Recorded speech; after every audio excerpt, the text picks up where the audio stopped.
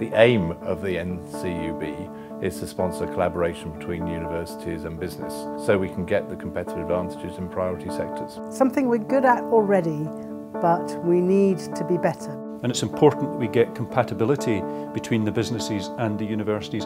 But ultimately what we want is more of it.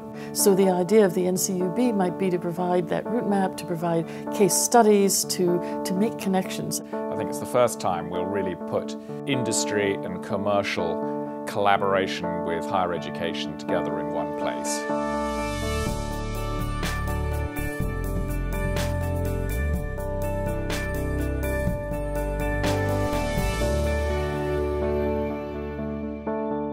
University business collaboration is absolutely central to the future economic prosperity of this country. We live in a highly competitive global economy. And what are the natural resources of this country? Well, the natural resources are the inventiveness, the innovation, the creativity, the intellectual strength of its population. Every country in the world is recognising that now.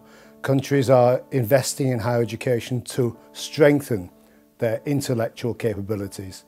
And in knowledge-based economies, universities are at the very heart of that success. In the last 10 years, especially since Sir Richard Lambert's review, there's been an enormous growth in the collaboration between universities and business. And my review attempted to summarise some of the successes from that growth. But there are some areas that still need to be accelerated. Many government agencies at the moment look at particular domains of activity. If we look at research exploitation, for example, there's some excellent knowledge, some really strong agencies working in that field. But that's an important, but nevertheless not a comprehensive view of the landscape. We need to have a body that not only records the collaboration, not only is a repository for good practice, but actually acts as a brokerage, acts as an entity which looks at gaps in this activity, looks where universities and businesses can work in new areas together. I would see the new centre, firstly, mapping the relationships that are out there at the moment, so we have a good understanding of what currently exists, and then identifying where the gaps are.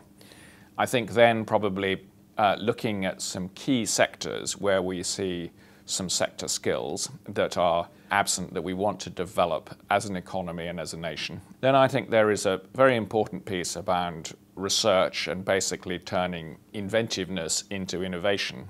And I think there is also a piece around making the connection more sustainable so that universities are a place that actually businesses use for retraining and upskilling, which I think is something that's missing at the moment. Effective supply chains require both parties to continuously relate to each other, continuously communicate, ensure that they're working in harmony for optimum supply. There's no better way to ensure collaboration than to put these organisations together in a consistent, coherent and sustained way. And that's what the National Centre is all about. To do it better, I think we each have to have an understanding of what each partner can offer. So the universities obviously have the kind of intellectual capacity, they have the inventiveness, and of course they're producing graduates.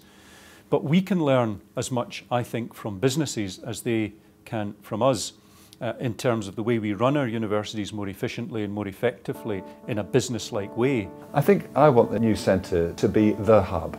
It's not going to try and replace activities that others are doing well, but it's going to be the first port of call for universities and business who want to know how to improve and make these relationships more dynamic.